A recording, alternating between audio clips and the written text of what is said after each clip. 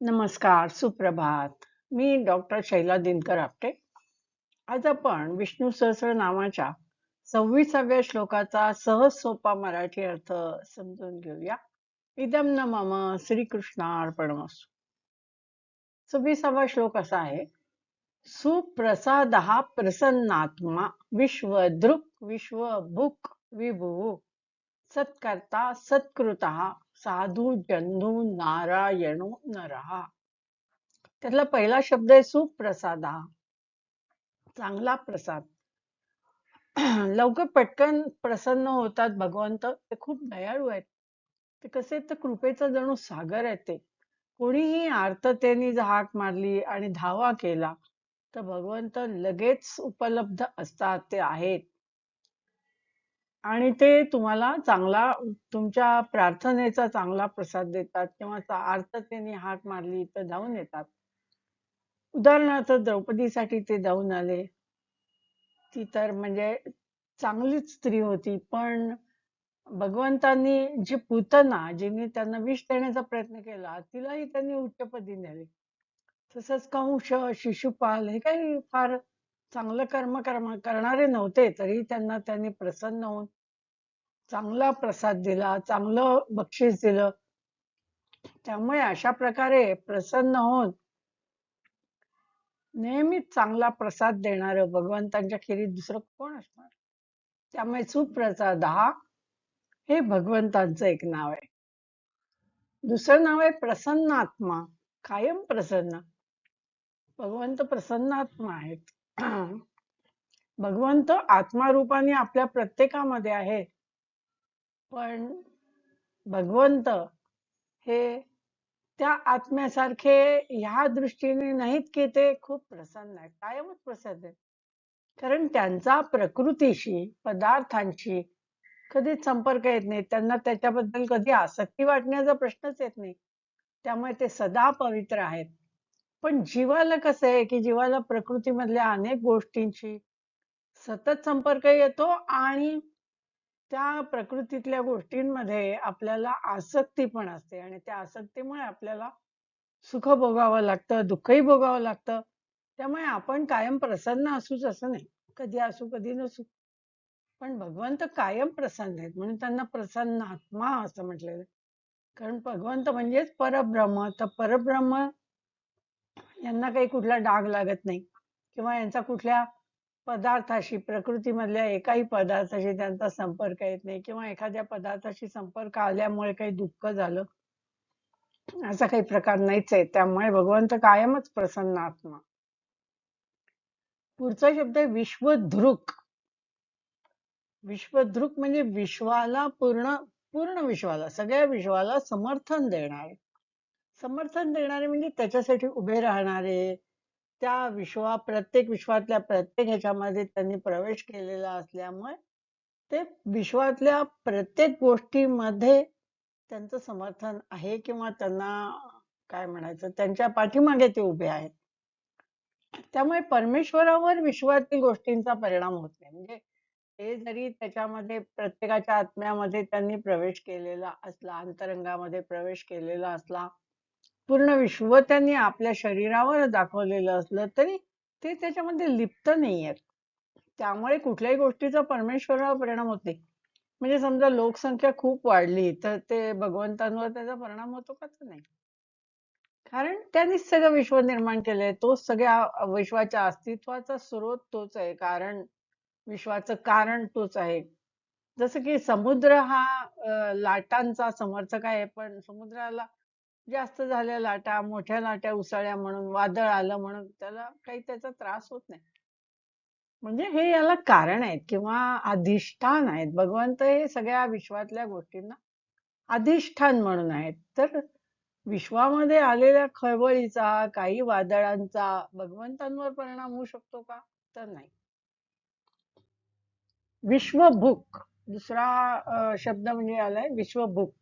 ह्याच्यामध्ये तो सर्व अनुभवांचा आनंद घेतो. म्हणजे सगळे अनुभव, सगळ्या प्रकारचा आनंद भगवंत स्वतः गिळतात. म्हणजे काय आपण कल्पना करू शकतो की प्रलय काळ आलाय आणि प्रलय काळी सर्व नामरूपात्मक जगत हे भगवंतांमध्ये विलीन होतं. म्हणजे भगवंत खुद्द ते सगळं स्वतःमध्ये गिळतात.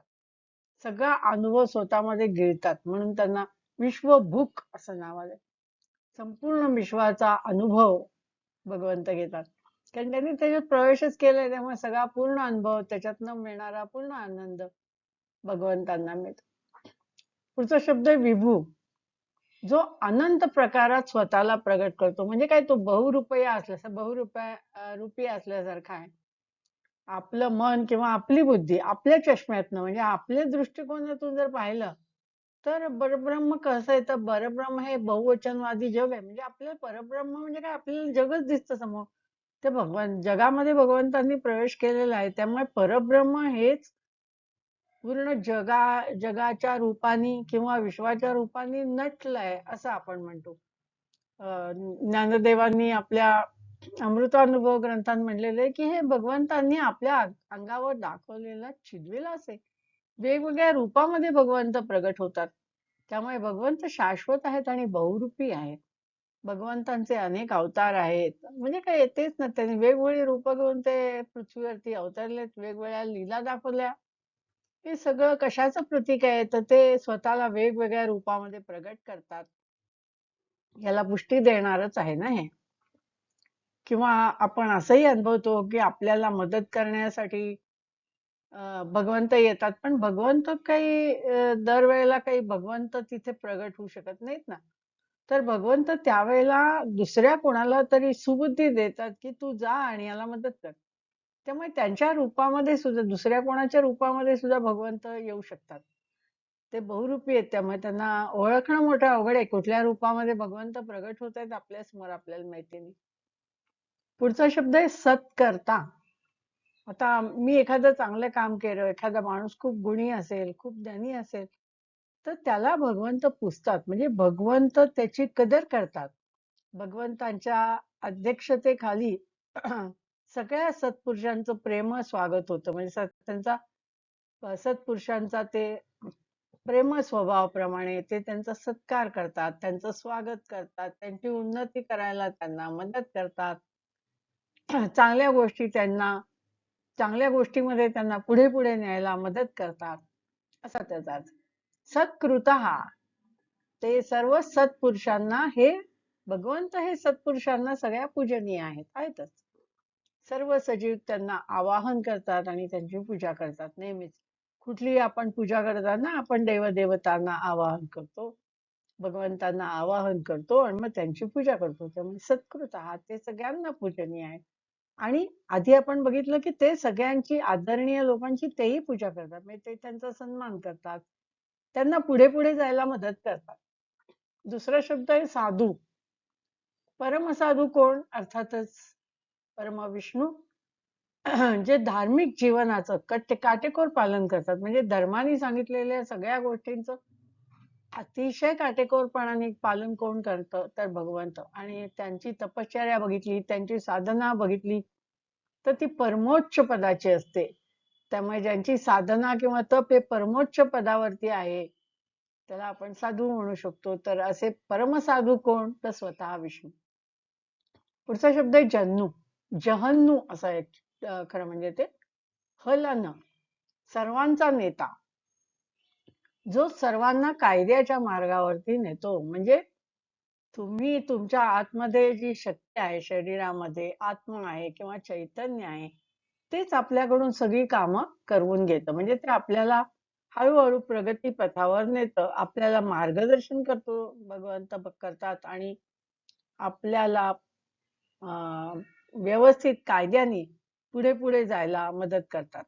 म्हणजे आपल्याला ते जाणीव करून देतात की तू असं करायला पाहिजे, तसं करायला पाहिजे, आणि आपल्याला प्रेरणा देऊन आपल्याला हळूहळू प्रगती पथावर नेत जातात. नारायण हा पुढचा. नारायण तर आपल्याला हा शब्द माहितीच आहे. नरासाठी म्हणजे सर्व मानव जातीसाठी अयन. अयन म्हणजे आश्रय. माणसांसाठी आश्रय असलेलं स्थान म्हणजे भगवंत. सगळ्या माणसांना, सर्व सजीवांना अर्थात आश्रयस्थान भगवंतांचंच आहे. ईश्वरापासून निर्माण झालेल्या सर्व घटकांना, म्हणून म्हटलं माणूस असंच नाही, सर्व सजीवांना, सर्व घटकांना जो नियंत्रक म्हणून काम करतो.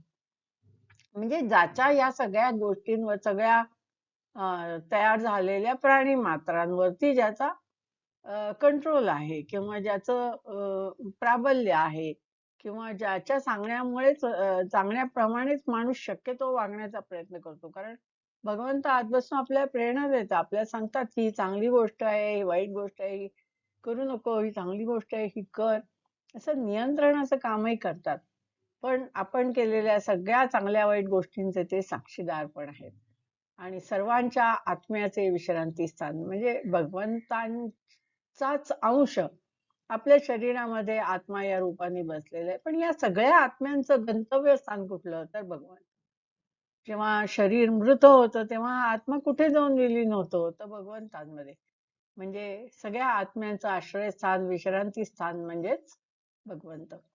पुढचा शब्द आहे नरहा म्हणजे मार्गदर्शक. सर्व प्राण्यांना त्यांच्या कृतीप्रमाणे मार्गदर्शन करतो. म्हणजे जसं काही करायला पाहिजे असेल तसं प्रत्येकाला वेगळं मार्गदर्शन करतात. त्यामुळे या श्लोकात असं सांगितलंय की भगवंत हे उत्तम प्रत्येकाला उत्तम प्रसाद देणारे, उत्तम तुम्हाला बक्षिशी देणारे, सदैव प्रसन्न असणारे, ते जगाचा विश्वाचा समर्थक आहेत ते. सर्व विश्वाचा परिपूर्ण अनुभव म्हणजे भगवंत. कारण शेवटी प्रलय काळामध्ये सगळं विश्व ते स्वतः गिळंकृत करतात.